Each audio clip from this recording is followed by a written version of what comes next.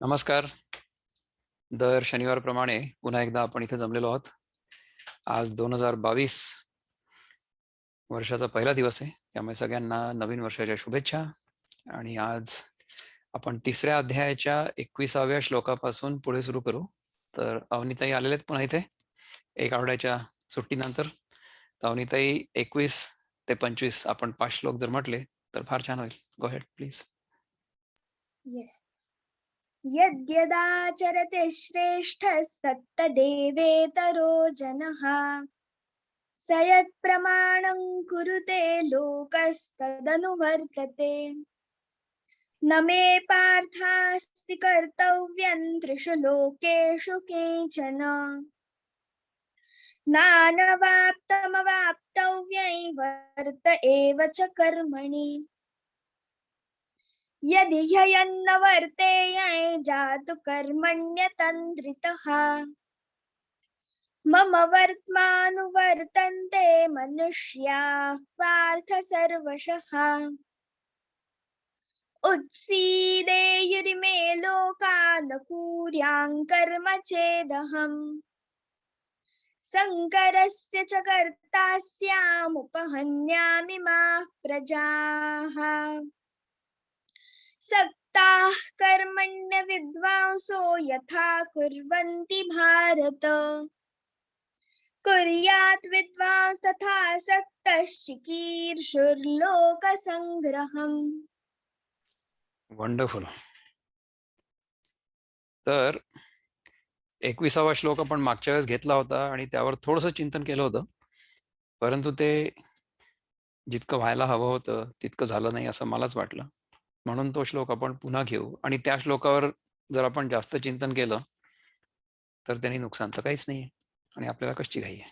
आपण काही घाईने काही संपवायचा प्रयत्न करत नाहीये. आपण हे शिकण्याचा आणि आत्मसात करण्याचा प्रयत्न करतो. तर यद्यद आचरती श्रेष्ठः तत्तद एवे इतरो जना, तत्तद एव इतरो जना, स यत् प्रमाणं कुरुते लोकः तत् अनुवर्तते. आता यद आणि तद म्हणजे यदा आणि तदा, जसं आणि तसं, राईट, अशा प्रकारचं संस्कृत आपण बघतो. तर ज्याप्रमाणे श्रेष्ठ लोक आचरण करतात त्याप्रमाणे इतर लोक म्हणजे साधारण लोक, सर्वसामान्य लोक देखील आचरण करतात, कारण की अनुकरण करण्याचा हा मनुष्याचा स्वभाव आहे. ज्याप्रमाणे इतर लोक वागतात त्यांचा कळत नकळत आपल्यावर परिणाम होत असतो. म्हणजे याचं उत्तम उदाहरण म्हणजे नवरा बायको. नवरा बायको एकमेकांच्या सोबत राहत असताना त्यांचे एकमेकांचे स्वभाव, एकमेकांच्या लकबी, एकमेकांच्या बोलण्याची स्टाईल, ह्या सगळ्या गोष्टी ते दोघंही जण आत्मसात करतात आणि अनेक वर्षाच्या सहवासानंतर दोघेही एकमेकांसारखे बोलायला लागतात असं होतं. तर गीतेमध्ये सगळ्या प्रकारच्या लोकांसाठी मार्गदर्शन आहे. कसं असतं पहा, की आधी आपला असा समज असतो की नाही, की मी म्हणजे हा देह आहे. तर जोपर्यंत माझ्या मनामध्ये अशी समजूत असते की हा देह म्हणजे मी आहे, तोपर्यंत या देहानी कसं आचरण करावं त्याबद्दल गीतेमध्ये मार्गदर्शन आहे. त्यानंतर दुसरी आपली समजूत काय असते, की मी एक वेगळा जीव आहे. मी एक वेगळा जीव आणि मला हे जे इतर सगळे दिसत आहेत ते सगळे वेगळे जीव. अशा प्रकारची मनस्थिती माझी जोपर्यंत असते तोपर्यंत त्याच्यासाठी आपण काय करायला पाहिजे, किंवा देहानी आपण आधी भौतिक जगामध्ये वावरतो म्हणजे फिजिकल वर्ल्ड. तर त्याच्यामध्ये आपलं आचरण कसं असलं पाहिजे हे एक आहे. त्याच्यानंतरची जी रियालिटी आहे किंवा नंतरचा जो अनुभव आहे तो आहे आधी दैविक अनुभव. आधी दैविक म्हणजे आपल्या मनात जे काही होत असतं, किंवा या भौतिक जगतामध्ये ज्या काही शक्ती कार्यरत आहेत, ज्या शक्तींमुळे हे भौतिक जगत कार्यरत आहे, या भौतिक जगतामधल्या ज्या काही घडामोडी आहेत त्या ज्या दैवी शक्तींच्या आधारे चालतात. त्यांच्याशी आपलं काय नातं आहे किंवा त्यांची आपण उपासना कशी करावी, त्यांच्याकडून आपल्या भौतिक जगामध्ये किंवा आपल्या आधी दैविक जगामध्ये देखील कशा प्रकारे आपण सुखात राहू शकू, अशा प्रकारचं जे मार्गदर्शन आहे ते देखील आहे गीतेमध्ये. त्याला आपण म्हणू आधी दैविक, आणि त्याच्यानंतरचं जे आहे ते आहे आध्यात्मिक. आध्यात्मिक म्हणजे स्पिरिच्युअल, म्हणजे मी कोण आहे, माझं खरं स्वरूप काय आहे, त्याच्याबद्दलचं जे मार्गदर्शन आहे ते देखील गीतेमध्ये आहे. तर ज्या दृष्टिकोनातून आपण गीतेकडे बघू किंवा जी आपली मनस्थिती असेल त्यानुसार गीता आपल्याला जिथे आपण असू तिथपासून हात धरून पुढे घेऊन जाईल. आता सध्या पहिले जे 6 अध्याय आहेत ते सगळे कर्मावर आधारित आहेत किंवा देहबुद्धीवर आधारित आहेत. जोपर्यंत आपण स्वतःला देह मानतो आहोत तोपर्यंत आपण कसं असायला पाहिजे. खरं तर पहिल्या अध्यायामध्ये आपण बघितलं की अर्जुनाच्या मनामध्ये जी द्विधा मनस्थिती निर्माण झाली होती, जो त्याच्या मनामध्ये मोह निर्माण झालेला होता, त्याचं जे मूळ कारण आहे त्याचा थोडासा उहापोह केला. आणि अशा प्रकारच्या द्विधा मनस्थितीत किंवा अशा प्रकारच्या जीवन मरणाच्या प्रसंगामध्ये आपण जोपर्यंत येत नाही तोपर्यंत आपल्या मनामध्ये असल्या प्रकारचे प्रश्नच उत्पन्न होत नाहीत. म्हणून विषादाचा देखील योग झाला. अर्जुन विषाद योग म्हणतात ना, तर अर्जुन विषाद योग म्हणण्याच्या ऐवजी नुसतं विषाद योग म्हटलं तरी चालेल, कारण की तो आपल्या सगळ्यांचाच विषाद योग. जोपर्यंत आपल्या जीवनामध्ये एखादी अशी घटना घडत नाही की जिच्यामुळे आपल्याला धक्का बसतो तोपर्यंत आपल्याला ह्या सगळ्या गोष्टींबद्दल कुतूहल निर्माणच होत नाही. जोपर्यंत आपलं स्वप्न चांगलं चालत असताना, जोपर्यंत स्वप्न भंग होत नाही किंवा जोपर्यंत स्वप्नामध्ये एखादी वाईट घटना घडत नाही तोपर्यंत आपण स्वप्नात जागे नाही होत. त्याचप्रमाणे जागृत अवस्थेमध्ये समजा सगळं चांगलं असलं तर मग आपल्याला ह्या प्रश्नांबद्दल कुतूहल वाटतच नाही. आपण जे मूलभूत प्रश्न आहे आपल्या स्वतःबद्दलचे ते प्रश्न आपल्या मनामध्ये येतच नाहीत असं होतं. आणि मूलभूत प्रश्न काय आहे? मूलभूत प्रश्न हा आहे की मी कोण आहे, त्यानंतर मला हे जे जग दिसतंय समोर हे जग काय आहे.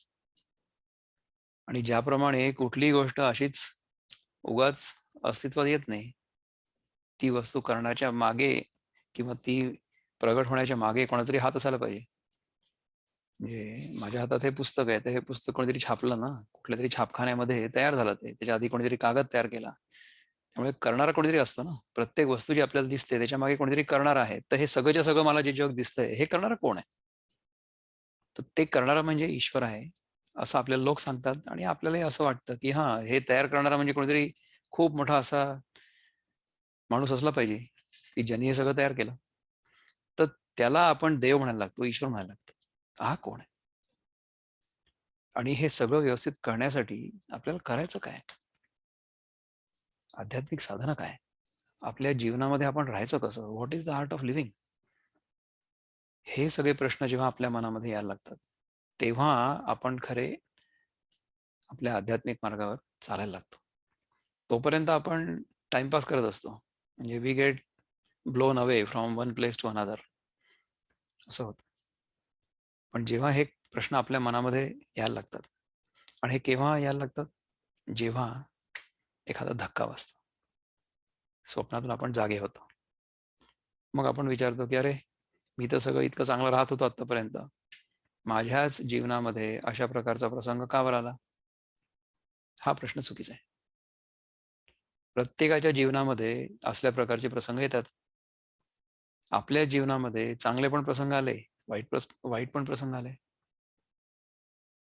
तर हे मला का होत आहे हा प्रश्न चुकीचा आहे. हे कोणाला होत आहे हा प्रश्न बरोबर प्रश्न आहे.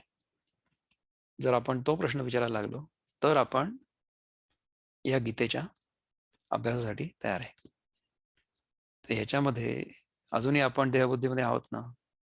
देहबुद्धीमध्ये आपण असणारच आहे. जेव्हा आपण जागे असतो तेव्हा आपण देह आहोत अशी भावना आपल्यामध्ये येणारच. त्याला आपण काही नाही करू शकत. पण ती भावना जोपर्यंत असते आपल्या डोक्यामध्ये तोपर्यंत आपण कसं राहायला पाहिजे, आपण या देहाचा वापर कसा करायला पाहिजे, त्याच्यासाठी हे सगळं मार्गदर्शन आहे. तर हा जो श्लोक आहे याच्यामध्ये भगवान काय म्हणतात की ज्याप्रमाणे श्रेष्ठ लोक म्हणजे समाजातले जे श्रेष्ठ लोक आहेत किंवा आपल्या घरामधले सुद्धा आपले जे वडीलधारी लोक आहेत, म्हणजे लहान जर मुलगा असला तर त्याचे आई वडील कसे वागतायत किंवा त्याचे आजोबा कसे वागतायत, आजी कशी वागते, ते लहान मुलगा बघत असतो आणि त्यानुसार त्याचं आचरण होत असतं.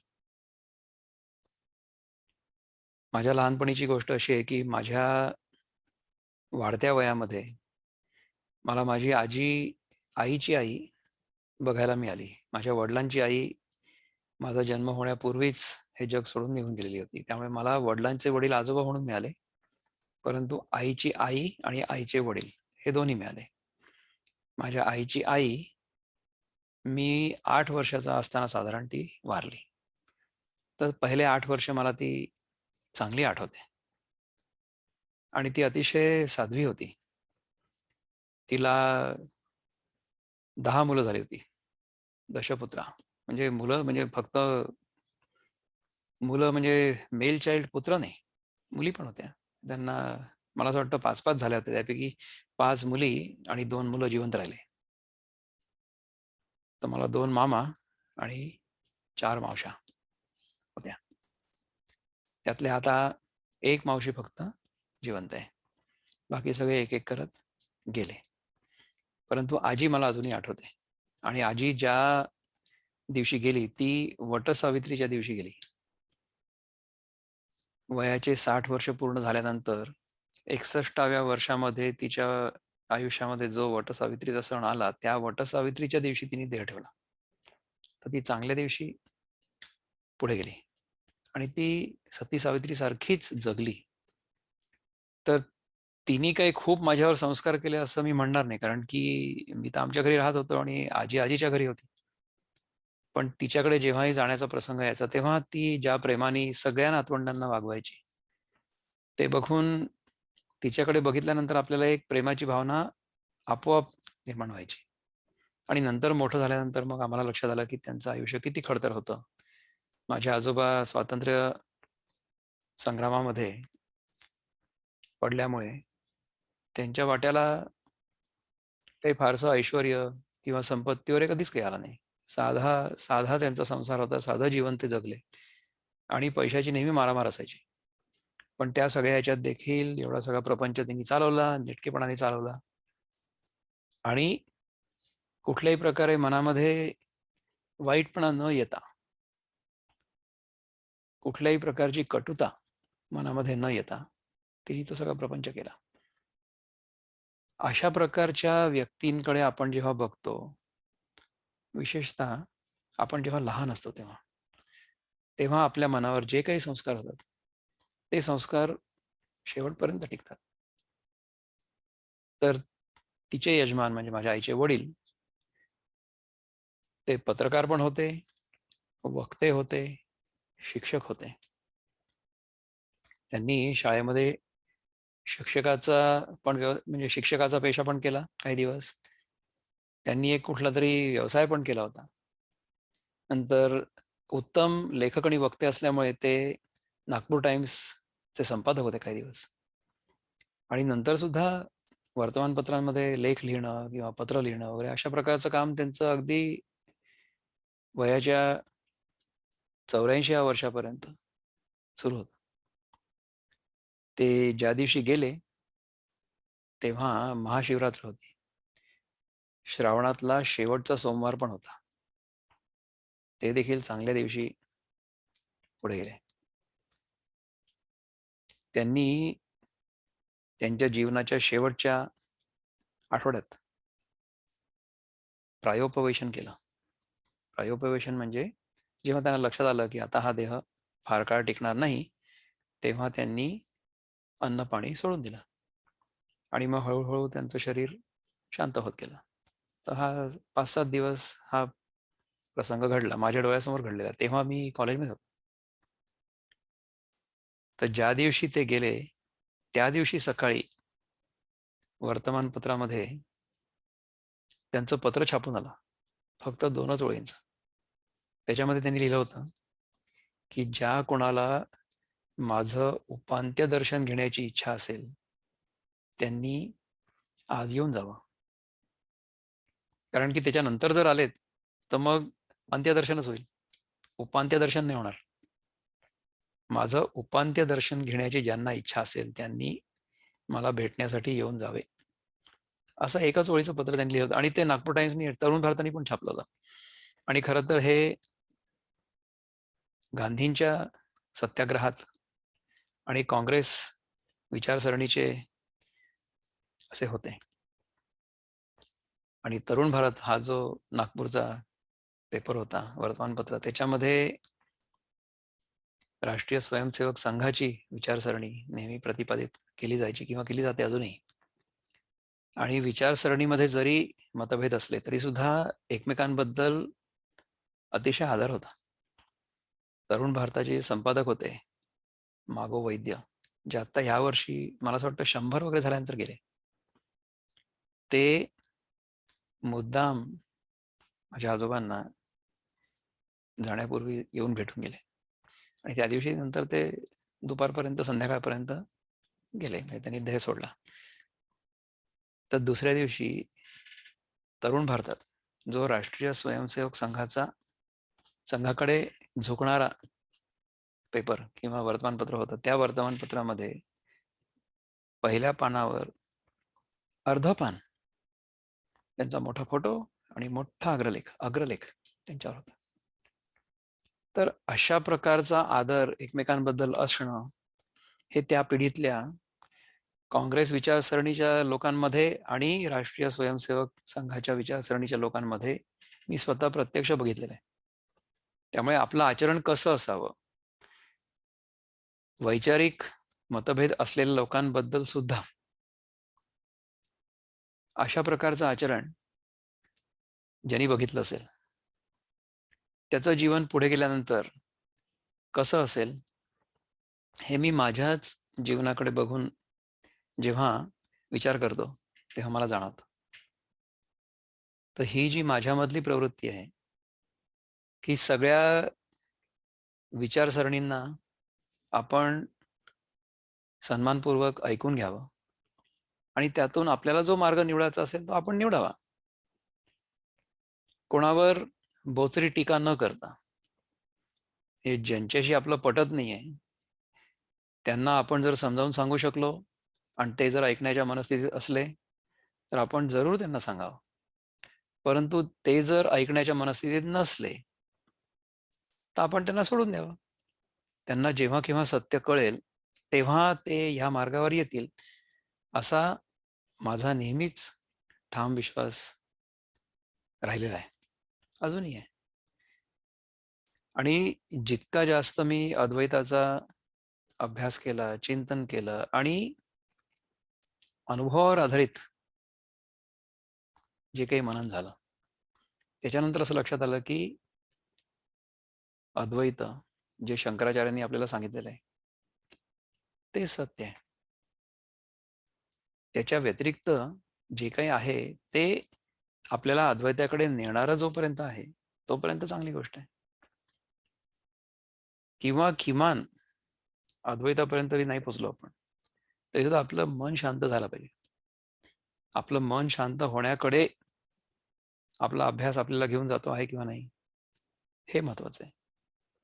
म्हणजे आपण देहबुद्धीमध्ये जरी असलो, आपण जीवभावामध्ये जरी असलो, आपण द्वैतामध्ये जरी असलो, तरी देखील आपलं आचरण, आपला अभ्यास, आपला स्वाध्याय, आपली उपासना, आपलं कर्म आपल्याला कमीत कमी मनशांती तरी देते की नाही, हे महत्वाचं. तर मनशांती आपल्याला सॅक्रोसॅन्क्ट आहे, नंबर 1 प्रायोरिटी.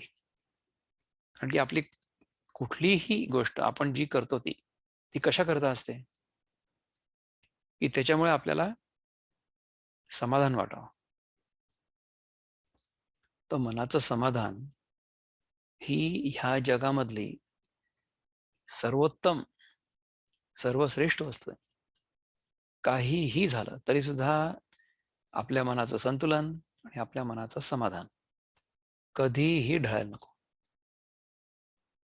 तर ह्याच्याबद्दल भगवंतांनी आपल्याला दुसऱ्या अध्यायाच्या शेवटच्या 18 श्लोकांमध्ये सांगितलं की ज्याचं चित्त स्थिर असतं, ज्याची प्रज्ञा, ज्याची बुद्धी स्थिर असते, तो कसा असतो त्याचं संपूर्ण वर्णन भगवंतांनी आपल्याला सांगितलं. परंतु अर्जुनाला ते काही कळलं नाही. म्हणून मग अर्जुनाने प्रश्न विचारले. ही अर्जुनाची आपल्यावर कृपा आहे, कारण की आपल्यालाही तर कळत नाही दुसऱ्या अध्यायात सांगितलेलं भगवंतानी. त्यामुळे मग आपल्याला असा प्रश्न पडतो की हे असं कसं काय, असं काय, असं कसं काय होतं. मग भगवंताला कळलं की नाही, अर्जुन अजूनपर्यंत त्या मनस्थितीमध्ये नाही पोचलाय, तो अजूनही देहबुद्धीमध्ये आहे. त्यामुळे त्याला या देहबुद्धीच्या आधारानेच पहिले समजावून सांगणं आवश्यक आहे. म्हणून हा तिसरा अध्याय सुरू झाला. त्या तिसऱ्या अध्यायामध्ये अर्जुनाच्या प्रश्नांची उत्तरं भगवान देत आहेत. तर जोपर्यंत आपण या देहामध्ये आहोत तोपर्यंत आपण बघावं की आपल्यापेक्षा जे श्रेष्ठ लोक आहेत ते काय करतात, तसं आपण वागायचा प्रयत्न करावा. तर ही तुम्हाला मी माझ्या आजीची आणि माझ्या आईच्या वडिलांची म्हणजे आजोबांची गोष्ट सांगितली. तिसरी गोष्ट ही माझ्या वडिलांच्या वडिलांची म्हणजे माझ्या पॅटर्नल ग्रँडफादरची. स्थितप्रज्ञ म्हणजे काय, गीतेतले दुसऱ्या अध्यायातले शेवटचे 18 श्लोक म्हणजे काय, हे मी माझ्या वडिलांच्या वडिलांकडे बघून शिकलो. ते खरे स्थितप्रज्ञ होते. त्यांच्या मनातल्या कामना पूर्णपणे निघून गेलेल्या होत्या. प्रजहाती यदा कामान सर्वान पार्थ मनोगतान आत्मनी एव आत्मना तुष्टा स्थितप्रज्ञ सदोच्यते. त्यांनी कधीही कोणाहीकडनं अपेक्षा केली नाही. ते नेहमी म्हणायचे की तुम्हाला जर लोकांकडनं अपेक्षा असेल तर तुमचा अपेक्षाभंग होईलच केव्हा ना केव्हा तरी. कारण की 100% वेळेस आपली लोकांकडनं जी अपेक्षा असते त्या अपेक्षेनुसार ते लोक वागतील असं नाही होऊ शकत. 100% वेळेस आपली जगाकडनं जी अपेक्षा असते, अमुक एखाद्या प्रकारे गोष्टी व्हाव्यात अशी जी आपली अपेक्षा असते ती पूर्ण नाही होऊ शकत अनेक कारणांमुळे. त्यामुळे आपल्याला जर आपलं मन शांत ठेवायचं असेल आणि आपल्या मनाचं समाधान जर भंग पावू द्यायचं नसेल तर अपेक्षा करणं बंद करायला पाहिजे. हे मी माझ्या वडिलांच्या वडिलांकडून शिकलो. त्यांची पत्नी त्यांच्या वयाच्या 45व्या वगैरे वर्षी गेली. म्हणजे माझ्या वडिलांची आई तिशीतच होती, 40 पूर्ण होती आणि वडिलांचे वडील 40शीत होते. तर 40शी मध्ये आपली पत्नी आपल्याला सोडून गेली. त्यानंतर त्या काळी दुसरं लग्न त्यांना सहज करता आलं असतं, परंतु त्यांनी नाही केलं. त्यांना 2 मुलं होती. एक माझे वडील जे अजून हयात आहेत आणि माझ्या वडिलांची मोठी बहीण जी आता हयात नाहीये. त्या दोघांना त्यांनी वाढवलं आणि वयाचे आणखीन 40 वर्ष ऑलमोस्ट एकटे राहिले. त्यानंतर त्या वयामध्ये त्यांनी गीता पाठ करायला सुरुवात केली. तोपर्यंत गीता पाठ केलेली नव्हती. आणि त्यांची पाठ करण्याची जी पद्धत होती ती अशी होती की एक श्लोक म्हणायचा, तो पूर्ण पाठ करायचा. त्यानंतर दुसरा श्लोक घ्यायचा, तो पाठ करायचा. परंतु पहिला सपाट नाही व्हायला पाहिजे. त्यामुळे पहिला पाठ केलेला म्हणायचा, रोजच म्हणायचा, आणि नंतर दुसरा म्हणायचा. नंतर ते 2 पाठ झाले की तिसरा घ्यायचा, मग तिसरा पाठ करायचा आणि मग 1, 2, 3 असे तिन्ही म्हणायचे. तर असे करत करत करत करत त्यांनी 16 अध्याय पाठ केले होते. आफ्टर टर्निंग 45 or 50 म्हणजे 40शीत 50शीत आल्यानंतर त्यांनी हे पाठांतर सुरू केलं नेटाने. जितकं आपलं वय वाढतं तितकं पाठांतर कठीण कठीण होत जातं असं म्हणतात. परंतु त्यांची इतकी एकाग्रता होती याच्यामध्ये की त्यांनी हे सगळेच्या सगळे श्लोक पाठ केले. तर हे रोज म्हणायचे सकाळी. तर ते म्हणत असताना ते माझ्या कानावर पडायचे. तेव्हा माझं वय होतं 4-5 वर्षाचं. ही सगळी घटना मला अजिबात आठवत नाही. परंतु एकदा केव्हा तरी त्यांचा कुठला तरी एक श्लोक अडला आणि तो श्लोक मी पूर्ण केला असं माझे वडील मला सांगतात. तेव्हा मग त्यांना असं लक्षात आलं की ह्या मुलाचं पाठांतर चांगलं आहे, म्हणजे नुसतं ऐकून देखील याला हे पाठ झालेलं आहे. त्यामुळे ह्याला जर आपण खरंच हे शिकवलं आणि ह्यांनी जर हे पाठ केलं तर किती चांगलं होईल.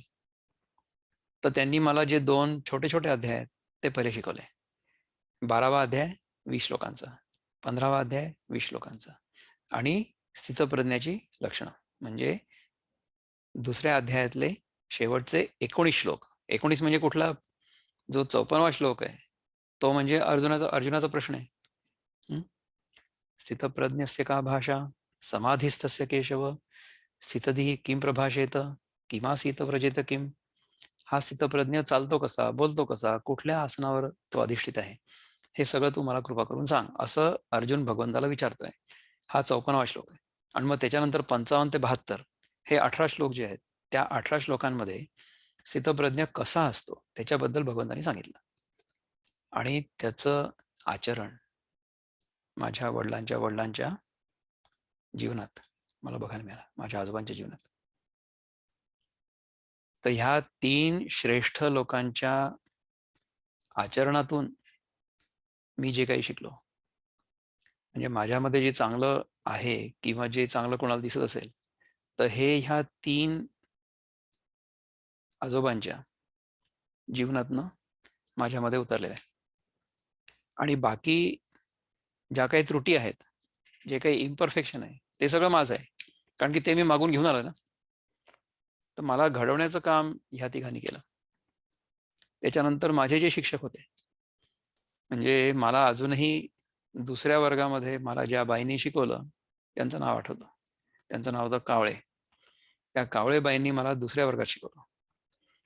नंतर पडोळे म्हणून एक सर होते, त्यांनी मला तिसऱ्या वर्गात शिकवलं. आणि त्यानंतर 4थ्या वर्गात आमच्या शाळेचे जे मुख्याध्यापक होते त्यांचं नाव होतं भोंबे. त्या भोंबे गुरुजींनी मला 4थ्या वर्गात शिकवलं. तर दुसरीत कावळेबाई, तिसरीत पडोळे मास्तर आणि 4थीत भोंबे गुरुजी. ह्या तिघांनी मला शिकवलं, दुसरा तिसरा 4था वर्ग. त्याच्यानंतर 5वी ते 10वी नागपूरमध्ये सरस्वती विद्यालय म्हणून एक खूप चांगलं विद्यालय आहे. तर त्या विद्यालयामध्ये माझे अनेक शिक्षक जे आहेत त्यांनी माझ्यावर अनेक प्रकारचे संस्कार केले. तेव्हा आमचे जे मुख्याध्यापक होते एक, त्यांचं नाव होतं नागराज. ते आत्ता गेल्या काही महिन्यापूर्वी 2-3 महिन्यापूर्वी हे जग सोडून निघून गेले. पण त्यांच्याशी ते अगदी जाईपर्यंत माझा जवळचा संबंध होता. आमचं व्हॉट्सॲपवर वगैरे संदेश आमचे एकमेकांना जायचे आणि त्यांच्याशी मी कधी कधी फोनवर देखील बोलायचो. तर इतके वर्ष त्यांच्यासोबत संबंध होता. असे अनेक शिक्षक मला लाभलेत. सगळ्यांची नावं जर मी सांगितली तर मोठी यादी तयार होईल. त्याच्यामध्ये तुम्हा लोकांना कदाचित रस नसणार, त्यामुळे तेवढ्या लोकांची मी नावं घेत नाही. परंतु हे सगळे लोक मला गुरुस्थानी होते आणि त्यांनी माझ्यावर अनेक चांगले चांगले चांगले चांगले संस्कार केले. तर ह्या सगळ्या श्रेष्ठ लोकांच्या कृपेमुळे आज मी जिथे आहे तिथे आहे. नंतर मग जेव्हा मी अमेरिकेत आलो, त्याच्या आधी मी जेव्हा कॉलेजमध्ये गेलो तेव्हा कॉलेजमध्ये माझे जे गुरु होते ते होते डॉक्टर गिरडकर. त्यांनी मास्टर्स लेवलला मला मार्गदर्शन केलं. माझे जे गाईड होते त्यांच्याकडनं मी अनेक गोष्टी शिकलो. ते स्वतः भक्त पण होते आणि आध्यात्मिक साधक पण होते. त्यांनी पूर्ण त्यांची वेळ होण्यापूर्वी स्वेच्छेने सेवानिवृत्ती पत्करली आणि त्यानंतर ते आळंदीला जाऊन राहत असत. त्यांची ज्ञानेश्वर महाराजांवर, ज्ञानेश्वरीवर फार श्रद्धा होती. तर त्या मार्गावर ते अनेक वर्ष राहिले. आता 2-3 वर्षापूर्वी, 2 वर्षापूर्वी मला असं वाटतं ते हे जग सोडून गेलेत. तर त्यांच्याकडनं मी अनेक गोष्टी शिकलो. अमेरिकेला शिकायला येण्यापूर्वी त्यांनी मला एक पुस्तक दिलं होतं, ऑटोबायोग्राफी ऑफ ए योगी. ते पुस्तक माझ्याजवळ पुष्कळ दिवस पडून होतं. मला ते वाचण्यामध्ये काही रस नव्हता विशेष. पण एक दिवस माझ्या डोक्यात असा आला की ह्यांनी आपल्याला हे पुस्तक दिलेलं आहे इतक्या प्रेमाने, तर आपण वाचायला पाहिजे. आणि ते वाचल्यानंतर मी जेव्हा सुरू केलं त्यानंतर ते मला सोडावंसं वाटलं नाही. इतकं ते चांगलं होतं, इंटरेस्टिंग होतं.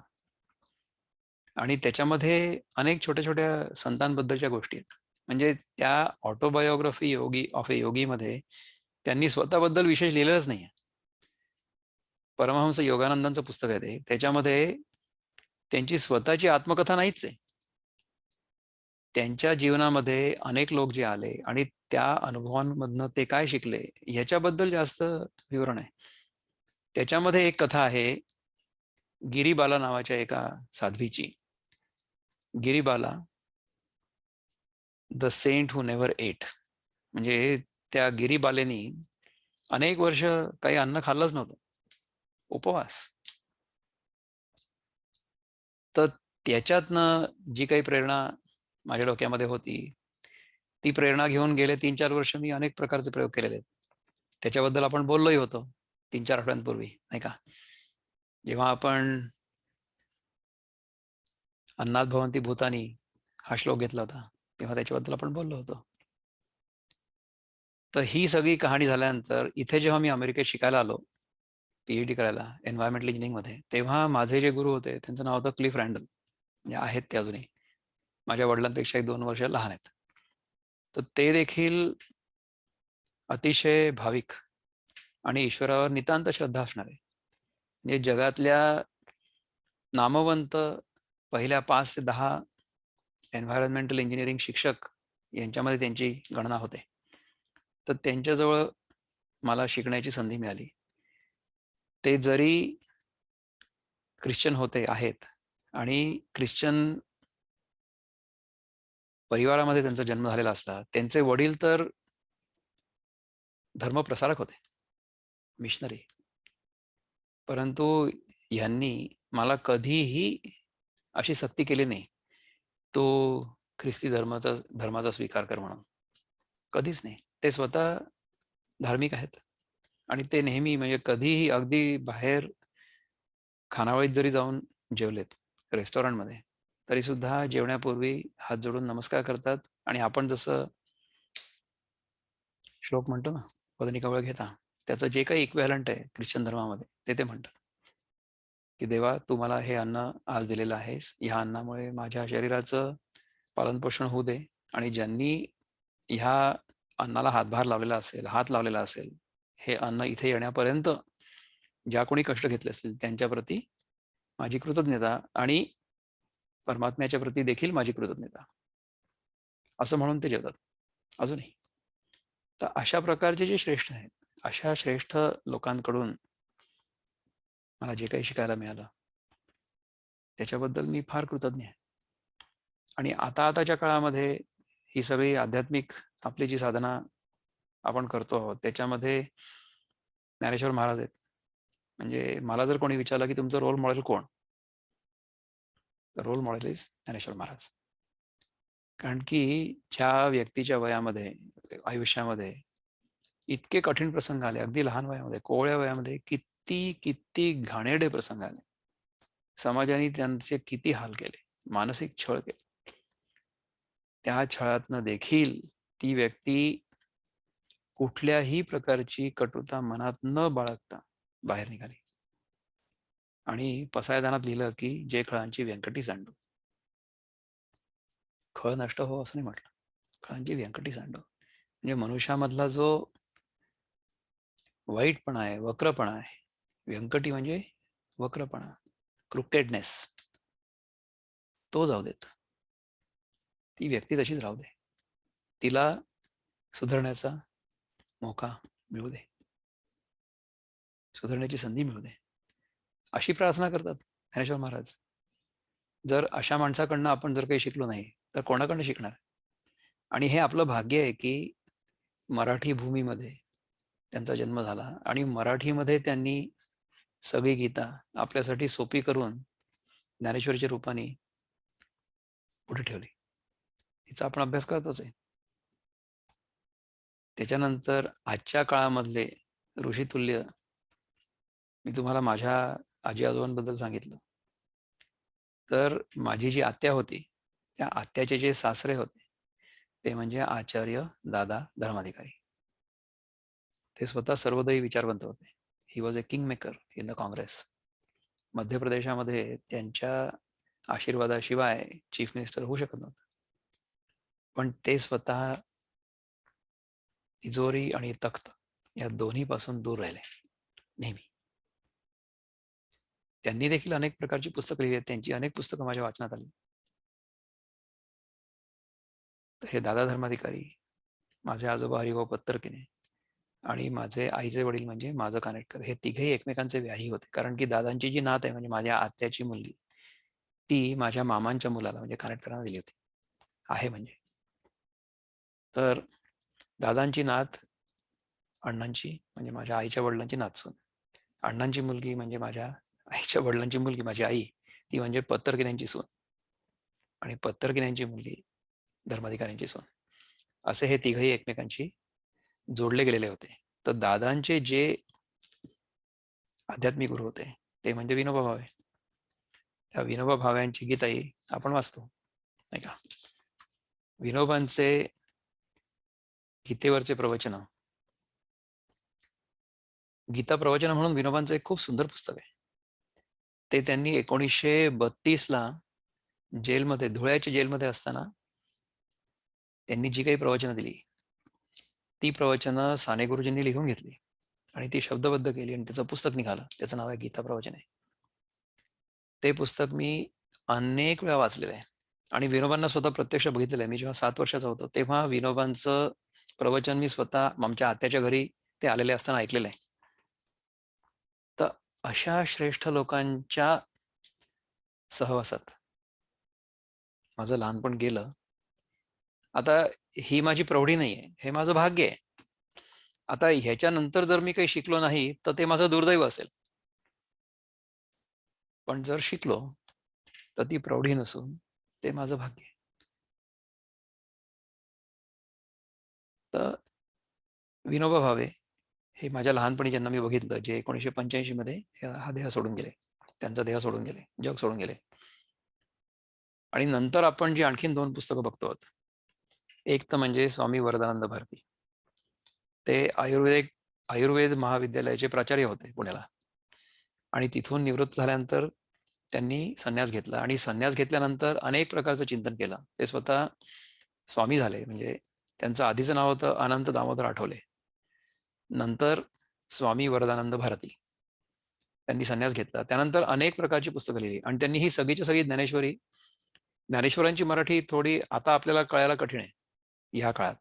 म्हणून मग या काळातल्या मराठीमध्ये त्या ज्ञानेश्वरीचा तसाच ओवीबद्ध अनुवाद करून त्यांनी ते पुस्तक जे छापलेलं आहे ते पुस्तक आपण वापरतो, स्वामी वरदानंद भारती.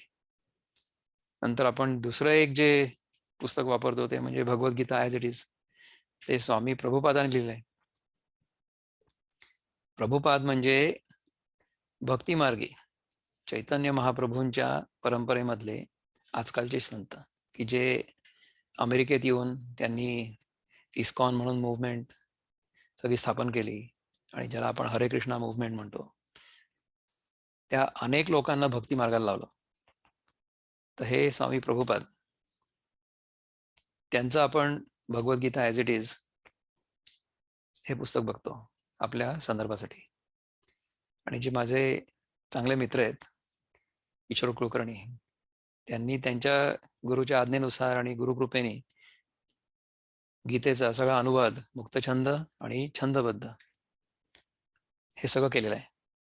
नंतर आपले आणखीन चांगले जे मित्र आहेत, माझ्यापेक्षा वयाने लहान जरी असले तरी सुद्धा गुरुसारखेच आहेत, त्यांचं नाव आहे राजेंद्र वैशंपायन, की जे दर शुक्रवारी त्यांचा कार्यक्रम करतात ह्याच सगळ्या समूहासोबत. त्यांनी काव्यगीता लिहिली, ती देखील अतिशय सुंदर आहे. तर अशा सगळ्या प्रकारचे जे लोक आहेत यांचं आपल्याला मार्गदर्शन मिळतं सारखं. आणि जे माझे सध्याचे आध्यात्मिक गुरु आहे, म्हणजे ज्यांचं ऐकतो नेहमी, स्वामी अनुभवानंद आहेत. यांचं गेल्या 1-2 वर्षामध्ये रोज किमान 2 तास अशा प्रकारचं चिंतन ऐकून आणि त्यातून जे काही मला समजलेलं आहे ते मी तुम्हाला सांगण्याचा प्रयत्न करतो, तुम्हाला समजेल अशा भाषेत, मला ज्या प्रकारे समजलेलं आहे त्या भाषेत.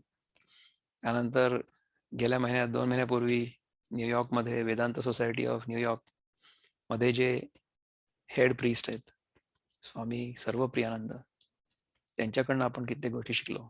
त्यांचं वय तर केवळ 48 आहे, विवेकानंदन आपण बघितलं नाही कधीच, परंतु ते कसे असावेत, कसे असतील, हे आपण ह्यांच्याकडे बघून थोडा अंदाज लावू शकतो. म्हणजे प्रखर विद्वत्ता, very refined intellect, very sharp intellect, भाषेवर प्रभुत्व आणि स्वभावामधला खोडपणा, मृदुता, सॉफ्टनेस इन बिहेवियर आणि अजिबात कुठल्याही प्रकारचा अहंकार नसलेली व्यक्ती आपण इतक्या जवळनं बघितली. असे इतके जे श्रेष्ठ लोक आहेत, या सगळ्या श्रेष्ठ लोकांकडनं आपण जे काही शिकलो किंवा शिकत असतो,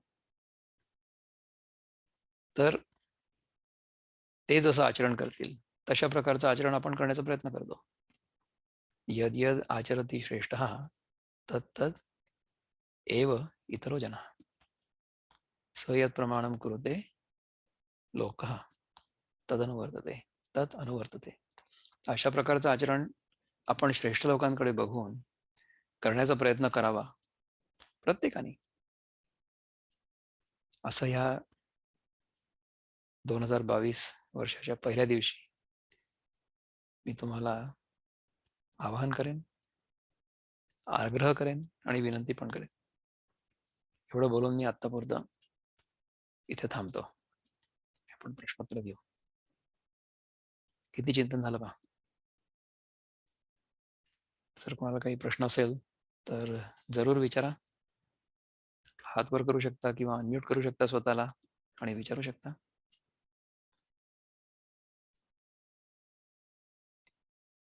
समीर. एक मिनिट.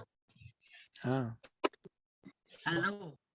हा कावळेबाई तुम्ही म्हणाला तर त्यांचं नाव सुशीला होतं का? त्या धरमपेठ एक्सटेन्शन मध्ये राहायच्या, खरे टाउन मध्ये. हा प्रश्न कोणी विचारला? समीरच्या आईने विचारला का? हो हो. कारण माझ्या आत्याचं आडनाव कावळे आणि त्या टीचरच होत्या.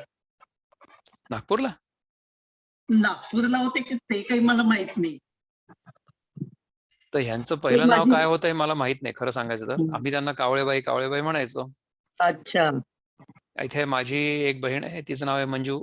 मंजुश्रीताई. तुमच्या घरापासून डायगोनली ऑपोजिट जी बिल्डिंग आहे ना, तिथे त्या राहायच्या. म्हणजे सालपेकरांचं घर कोपऱ्यावर आहे ना, तर सालपेकरांच्या घराच्या डायगोनली ऑपोजिट जे घर आहे त्या घरात कावळेबाई राहायच्या. तर त्या त्यांचं पहिलं नाव काय विधवा होतं मला माहित होत्या नाही. का सद्वा होत्या? विधवा होत्या. तर माझी त्याला आत्या- विचार तुझ्या सिस्टरचं नाव काय त्याच्या आयुष्यात? विक्रमच्या. मला जेव्हा त्यांनी शिकवलं ना, मी जेव्हा दुसऱ्या वर्गात होतो तेव्हा त्या बहुतेक सद्वा होत्या.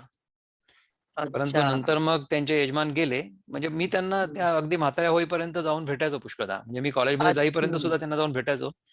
नंतर मग त्या गेल्या केव्हा तरी. पण आता मला पुष्कळ वर्षांमध्ये काही त्यांच्याशी काही किंवा त्यांच्या परिवाराशी काही संपर्क नाही, त्यामुळे मला माहित नाही. हा. पण ती मला जर कळलं तर मी हरद्याला सांगेन. होती, माझी आत्या हरद्याला होती. हरद्याला होती हरदा. नाही होत्या. हा, बरीच वर्ष. पण ह्या 16व्या कावळेबाई वर्षी आमच्या ती फार होती. प्रेमळ होत्या. अच्छा. तर त्यांच्याकडनं मी जे काही अगदी प्राथमिक धडे असतील, दुसऱ्या वर्गातले धडे, आता दुसऱ्या वर्गातल्या मुलाला काय कळत असेल, अच्छा. त्यांनी काय आम्हाला हो. पाढे शिकवले असतील ना, बे कबे बेदिन हा. 4 बेत्रिक 6 एवढं शिकवलं होतं. किंवा अच्छा. आता जे काही शिकवलं आता मला काहीच आठवत नाही. फक्त मला त्या हा. कावळेबाई होत्या, त्यांचं माझ्या डोळ्यासमोर रूप आहे अजूनही. अशा सुंदर होत्या. तर अशा प्रकारचे संस्कार आपल्यावर लहानपणापासून होत असतात आणि त्याच्यावर जर आपण लक्ष केंद्रित केलं आणि चांगल्या चांगल्या गोष्टी जर आपण घेतल्या. माझ्या व्हॉट्सअपवर जे स्टेटस आहे त्याच्यावर ऋग्वेदामधला एक मंत्र आहे, आनो भद्रा क्रत्वो यंतो विश्वधा. Let noble thoughts come to us from all universe. सगळीकडनं चांगले जे विचार असतील ते मला प्राप्त व्हावेत, त्यांच्याकडे माझं लक्ष असावं. भद्रम कर्णेभिः शृणुयामदेव भद्रम पश्येमाक्षभिर्यजत्रा. हा जो श्लोक आहे ना, त्याच्यामध्ये की सगळीकडनं ज्या चांगल्या गोष्टी आहेत त्या मला माझ्या कानावर पडाव्या, मी त्या ऐकाव्या, चांगल्या गोष्टी मला दिसाव्यात आणि त्यानुसार माझं जीवन चालावं. कसं आहे, आपण इथे आज आलात आणि मला पहिल्या दिवशी वर्षाच्या आशीर्वाद दिला त्याच्याबद्दल माझा नमस्कार तुम्हाला. आणि मला लोकांना हे सांगायला आवडेल की तुम्ही आमच्या सत्वच्या कार्यक्रमात फाउंडिंग पार्टिसिपंट होता पहिल्या महिन्यामध्ये, आणि पहिल्या महिन्यामध्ये वयाच्या 77व्या वर्षी देखील आपलं वजन महिन्याभरात 5 किलो कमी झालं होतं. अशा प्रकारचे परिणाम आपल्याला आहार शुद्धीतून दिसू शकतात. हे आपल्या अनुभवावरून आपण सिद्ध केले. अच्छा. आणि गेले वर्ष दीड वर्ष समीर आपल्या या कार्यक्रमात जोडला गेलेला आहे आणि तो आपल्याला अनेक प्रश्न विचारतो.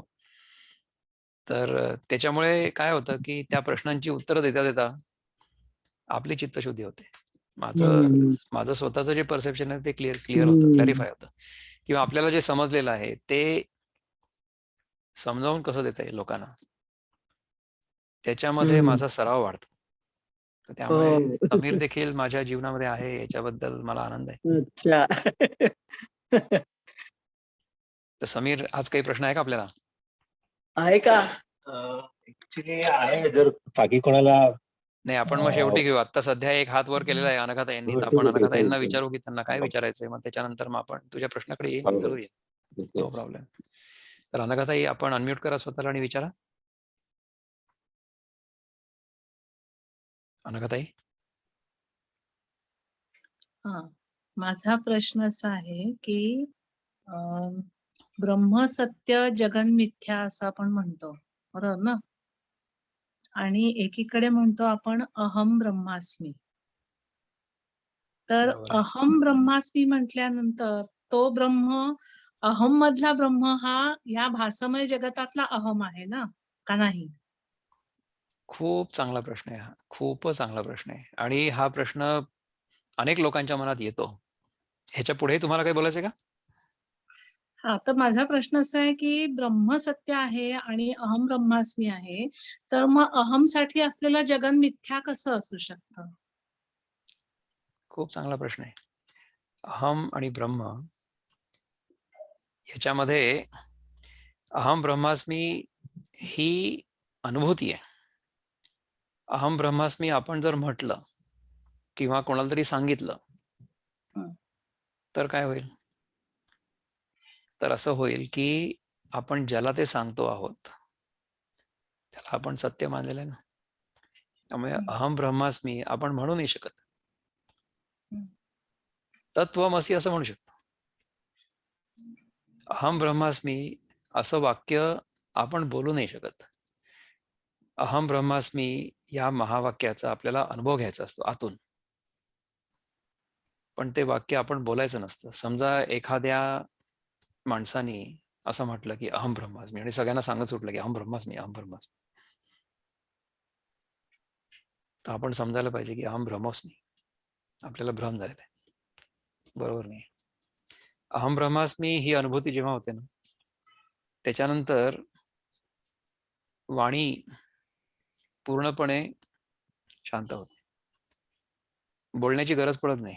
असा अनुभव जेव्हा रमण महर्षींना आला, त्याच्यानंतर ते 18 वर्ष मौनात होते. मौनात का बरं होते?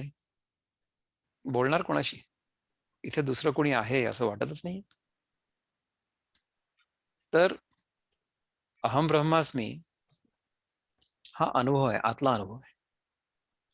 आणि त्यातला जो अहम आहे तो अहम एकमेव द्वितीय आहे. त्या अहम मध्ये द्वितीय कोणी नाहीच आहे.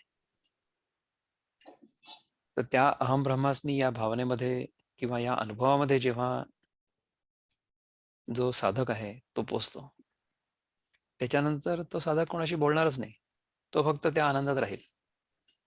जेव्हा बोलण्याचा प्रसंग येईल तेव्हा तो त्या अहम ब्रह्मास्मी स्थितीतून त्याच्या स्वतःच्या स्वेच्छेने द्वैतामध्ये येईल, द्वैतामध्ये व्यवहार करेल आणि पुन्हा आपल्या अद्वैतामध्ये स्थित होईल. अशा प्रकारचं आपण रामकृष्ण परमहंसांच्या जीवनामध्ये बघू शकतो. त्यांच्या जीवनातले जे काही प्रसंग आहेत त्याच्यामध्ये त्यांनी अनेक प्रकारच्या उपासना पद्धतींचा देखील अनुभव घेतला आणि त्यांना असं लक्षात आलं की हिंदूंची उपासना पद्धती, आपला भक्ती मार्ग, ख्रिस्ती लोकांची उपासना पद्धती येशू ख्रिस्ताच्या मार्फत भगवंताकडे जाण्याचा मार्ग, किंवा इस्लाम मधली उपासना पद्धती, किंवा त्यातून परमात्म्याकडे जाण्याचा मार्ग, ह्या तिन्ही मधनं देखील एकाच जागी किंवा एकाच अनुभूतीपर्यंत पोहोचता येऊ शकतं, हे त्यांनी स्वतःच्या अनुभव सिद्ध केले. त्यामुळे त्यांच्या जीवनामध्ये उपासना पद्धतींचा अतिशय सुंदर समन्वय आपल्याला बघायला मिळतो. म्हणजे कर्म, भक्ती आणि ज्ञान ह्या तिन्ही गोष्टी एकत्रित त्यांच्या जीवनामध्ये आलेल्या होत्या, आणि त्याचा अनुभव त्यांचे जे शिष्य होते आणि त्यांचे जे शिष्योत्तम होते विवेकानंद, त्यांच्या जीवनात तर आपल्याला अधिक प्रकर्षाने जाणवतं. तर विवेकानंदांनी रामकृष्ण मिशनची स्थापना केली आणि त्यातून समाजोपयोगी ज्या गोष्टी आहेत त्या सगळ्या हाती घेतल्या. कारण की त्यांचं हे म्हणणं होतं, आणि ते सत्य आहे, की ज्या माणसाच्या पोटामध्ये अन्न नाहीये त्याला जर आपण वेदांत शिकवायला गेलो तर ते किती क्रूर असेल, अमानुष असेल. त्याला पहिले खाण्यापिण्याची व्यवस्था करा, त्याचं आरोग्य व्यवस्थित राहील याची व्यवस्था करा, त्याला योग्य शिक्षण मिळेल याची व्यवस्था करा. त्यामुळे रामकृष्ण मिशन केवळ वेदांताचा प्रसार नाही करत, ते तर करतातच, परंतु ज्या लोकांना योग्य शिक्षण देण्याची गरज आहे त्यांच्यासाठी त्यांनी शाळा उघडल्या, कॉलेजेस उघडले, त्यानंतर त्यांचे हॉस्पिटल्स आहेत, दवाखाने आहेत, जिथे लोकांना उपचार मिळू शकतो. आणि वेदांत सोसायटी ऑफ न्यूयॉर्क ह्यासारख्या संस्था देखील आहेत, जी विवेकानंदांनी स्थापन केलेली पहिली संस्था आहे अमेरिकेतली. इथले जे हेड प्रीस्ट आहेत, सध्याचे स्वामी सर्वप्रियानंद, त्यांची भाषणं तुम्ही ऐका. त्यांची भाषणं जर तुम्ही ऐकली आणि तुम्हाला जर ती आवडायला लागली तर तुम्ही माझ्यासारख्या माणसाचं ऐकण्याची गरजच नाही. कारण की माझी विद्वत्ता त्यांच्या पायाशी बसण्या इतपत पण नाही. आणि त्यांची जी बोलण्याची शैली आहे किंवा समजावून सांगण्याची जी हातोटी आहे, कमालीच्या बाहेर. त्यांचं ऐकतच राहावं असं वाटतं. त्यांची मी अनेक म्हणजे शेकडो भाषण ऐकलेली आहेत. आणि त्यांच्याशी जेव्हा प्रत्यक्ष भेटण्याचा प्रसंग आला तेव्हा असं वाटलं की अरे, आपल्या जुन्या मित्राला आपण भेटतो, ज्यांची आपण इतकी भाषणं ऐकलेली आहेत, आणि सुंदर सुंदर भाषण. तर अशा प्रकारचे श्रेष्ठ आपल्या जीवनात जेव्हा येतात तेव्हा तशा प्रकारे आपण आचरण करू याच्याबद्दल काही शंकाच नाही, किंवा आचरण करण्याचा प्रयत्न तरी करू ऍटलिस्ट, असं होईल. तर अहम ब्रह्मास्मी ही अनुभूती आहे, हे आपण कोणाला म्हणून दाखवण्याचं वाक्य नाहीये. आणि त्याच्यामधला जो अहम आहे तो अहम एकमेवा द्वितीय आहे, तर त्याचा ह्या जगाशी संबंध नाहीये. परंतु हे जे जग आहे ते त्या अहम मधनच बाहेर येतं. जेव्हा त्या अहमला मी एकापासून अनेक व्हावं अशी इच्छा उत्पन्न होते. कशामुळे होते? तर ती त्या मायेच्या प्रभावामुळे होते. माया ही त्या परब्रह्माची शक्ती आहे. तर त्या शक्तीचा जेव्हा ह्या शिवाशी ब्रह्माशी संयोग होतो त्याच्यानंतर सृष्टीचा निर्माण होतो. आणि ती सगळी सृष्टी आपल्यामधूनच निर्माण होते. आपली सृष्टी देखील आपल्यामधून निर्माण होते. जर आपणच नसलो तर सृष्टीचा निर्माण होऊच नाही शकत. आपल्यासाठी सृष्टी केव्हा निर्माण होते? जेव्हा आपण झोपेतून उठतो तेव्हा. जेव्हा आपण झोपेत जातो तेव्हा ही सगळी सृष्टी लय पावते आपल्यासाठी. तुम्ही म्हणाल की इतर लोकांसाठी तर असते, पण इतर लोकांचा अनुभव तुम्हाला आहे का? तुम्हाला फक्त तुमचाच अनुभव आहे. आपल्या अनुभवात जर आपण हे सगळं समजून घेण्याचा प्रयत्न केला तर असं लक्षात येईल की ह्या जगामध्ये आपल्या स्वतःच्या शुद्ध जाणीवे व्यतिरिक्त जे काही आहे असं वाटतंय ते क्षणिक आहे, ते क्षणभंगूर आहे, ते येतंय आणि जातंय, येतंय आणि जातंय, येतंय आणि जातंय. इन्क्लुडिंग दिस सेशन. हा जो गीतेचा चिंतनाचा तास आहे हा देखील येतो आणि जातो, पण मी जसा आहे तसाच आहे. तर जो ना कुठे येतो ना कुठे जातो तो मी आहे. तो नेहमीच असतो, त्याचं नसणं संभवतच नाही. तो जो मी आहे तो आहे अहम ब्रह्मास्मी. ह्याच्या व्यतिरिक्त जो काही अहम मी आहे असं मला वाटत असेल तो मिथ्या आहे. म्हणजे तुम्हाला मी याच्या आधी पण सांगितलेलं आहे की ह्या गीतेच्या चिंतनानंतर हे जर तुम्हाला खरंच कळलं तर तुम्हाला हे पण कळायला पाहिजे की विक्रम पत्तर्कीने मिथ्या आहे. कारण की विक्रम पत्तर्कीने मिथ्या आहे हे मी पण सांगतो. Vikram Pattarkine as a personality is मिथ्या. पण the true Vikram Pattarkine is only one, and that is not apart from you, because there is no you and me in that awareness. That awareness is one. ही जी जाणीव आहे स्वतःच्या आत्मस्वरूपाची ती आपल्या सगळ्यांना नेहमी असते, परंतु ती नेमकी काय आहे हे कळत नाही, कारण की तिच्यावर अनेक प्रकारची आवरण आहेत आणि आपल्याला ती आवरणं दिसतात, परंतु त्याच्या खालची जी शुद्ध जाणीव आहे चैतन्याची ती जाणवत नाही, ती लक्षात येत नाही. असं होतं.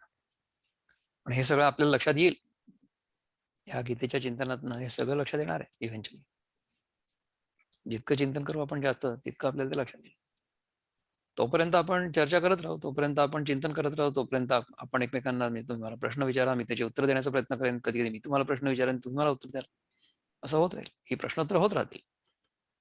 हे सगळंच्या सगळं ना उपनिषदासारखं आहे. म्हणजे ह्याच्यामध्ये गुरु आणि शिष्य म्हणजे आपल्याच आतला गुरु आणि आपल्याच आतला शिष्य यांचा संवाद सुरू आहे. कृष्ण हा बाहेर नाहीये, कृष्ण हा आपल्या आतच आहे. त्याला आपल्या आतमध्येच आपल्याला बघायचंय, आपल्या आतमध्येच आपल्याला ओळखायचंय. Krishna consciousness is not different from your consciousness और my consciousness. There is no such thing as your consciousness and my consciousness और Krishna consciousness. There is only pure consciousness. We just have given it names. We called it Krishna consciousness, or we called it my consciousness, or we called it your consciousness. Consciousness is one. That you are. Tatvamasi. ते आपण आहात. Okay, thank you. You're welcome. आणखी कोणाला काही चिंतन करायचंय, बोलायचं याच्याबद्दल? Anyone else? अनघाताई बर्वे, कसं वाटलं आपल्याला आजचं चिंतन?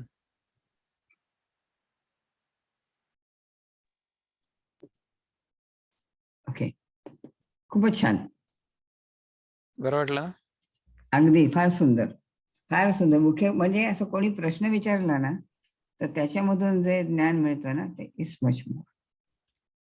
तर त्यांनी जो प्रश्न त्याच कारणासाठी आपला हा सगळा वेदांत जो आहे ना उपनिषदांमध्ये जो सांगितलाय तो पुष्कळदा असा संवादासारखाच आहे आणि त्याच्यामध्ये गोष्टी सांगितल्या गेल्यात, नाही का? म्हणजे आपण जर कठोपनिषदात बघितलं तर मग यमाचा आणि नचिकेताचा जो संवाद आहे किती सुंदर आहे, आणि त्याच्या आधी ती सगळी गोष्ट बिल्डअप करून सांगितली ऋषींनी. म्हणजे ती सगळी कथा ऐकल्यानंतर आपल्याला आपण कोण आहोत किंवा आपण काय करायला पाहिजे किंवा कशाचा त्याग करायला पाहिजे, सत्य काय आहे, असत्य काय आहे, नित्य काय आहे, अनित्य काय आहे, आणि अनित्याकडे बिलकुल जायला नको, किंवा आपल्याला ह्या वर्गात येण्यापूर्वी कुठल्या प्रकारचे प्री रेक्विजिट्सची गरज आहे, कुठल्या प्रकारच्या पूर्वतयारीची गरज आहे, कुठल्या प्रकारच्या अधिकारांची गरज आहे, हे किती स्पष्टपणे सांगितलेलं आहे. म्हणजे 7-8 वर्षाच्या त्या मुलाला यमानी किती प्रकारची प्रलोभनं दाखवली, परंतु तो त्यांच्यामध्ये अजिबात अडकला नाही. तो म्हणाला की हे तुम्ही तुमच्याजवळ ठेवा, मला हे माहिती करून घ्यायचंय की मी कोण आहे, मृत्यूनंतर माणसाचं होतं काय, आणि मृत्यूची देवता नाही तर दुसरी कोण सांगू शकेल मला की मृत्यूनंतर काय होतं. परंतु ह्या सगळ्या चिंतनानंतर आपल्याला हे समजायला पाहिजे की मृत्यू हा देखील मिथ्या आहे. मृत्यू नावाची गोष्ट नाहीच आहे. म्हणजे ह्या शरीराचा मृत्यू तर दर क्षणी होतोय, आणि एक दिवस ती सगळी प्रक्रिया पूर्ण होईल, मग हे शरीर सगळं विरघळून जाईल, त्याचं विघटन होईल. म्हणजे विघटन होईल म्हणजे काय होईल की ज्या पंचमहाभूतांनी हे शरीर तयार झालंय ती सगळी महाभूतं त्यांच्या त्यांच्या जागी परत चालली जातील, आणि आपण कुठेच जाणार नाही, कारण की हे सगळं जे येणं जाणं आहे ना हे सगळं आपल्या आतमध्ये चाललेलं आहे. म्हणजे माझ्याच आतमध्ये लहानपणीचा देह आला, तो गेला, मग तरुणपणीचा देह आला, तो गेला. मध्यम वयामधला देह आता आहे, तो पण जाणार आहे. वृद्धत्वातला देह येईल, तो पण जाईल, पण मी जिथे आहे तिथेच आहे. मी ना कुठे जातो मी कुठे येतो. हे आपल्याला ह्या सगळ्या चिंतनातून, ह्या सगळ्या अभ्यासातून स्पष्टपणे जाणवायला पाहिजे. आणि ज्या क्षणी तुम्हाला ते जाणवेल, त्या क्षणी शरीराबद्दलची पण तुमची आसक्ती चाली जाईल. शरीर आहे चांगली गोष्ट आहे, नसलं तरी काही हरकत नाही, अशी भगवंताची कृपा आहे. तर अशा प्रकारच्या चिंतनामध्ये, अशा प्रकारच्या जाणीवेमध्ये आपण सगळ्यांनी नेहमी राहावं, ह्या वर्षभर राहावं आणि नेहमीच राहावं, अशी प्रार्थना करून आत्तापुरतं मी इथलं चिंतन थांबवतो. पुढच्या शनिवारी आपण पुन्हा भेटू. तोपर्यंत नमस्कार.